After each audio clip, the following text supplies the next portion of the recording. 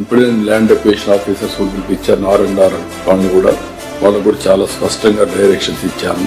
Not even 1 complaint రాకూడదు, అందరికీ న్యాయం జరగాలి. టోటల్ ఆధారంగా అథెంటికేషన్ చేసుకొని డిజిటల్ డాక్యుమెంట్స్ అన్ని తయారు చేసి ఎక్కడ మిస్అప్రోప్రియేషన్ జరగడానికి వీలు లేదు, ఎవరికి అన్యాయం జరగడానికి వీలు లేదు. దీన్ని డీటెయిల్డ్ ఎక్సర్సైజ్ చేయమన్నాం. ఆ డీటెయిల్డ్ ఎక్సర్సైజ్ చేసి ఇది కంప్లీట్ చేస్తారు. కంప్లీట్ చేసి ఫేజ్ 1 అయితే నేను చెప్పినట్టు 26 జూలై పూర్తవుతుంది. అక్కడి నుంచి ఓవరాల్ ప్రాజెక్ట్కి ఎట్ల ముందుకు పోవాలో ముందుకెళ్తాం.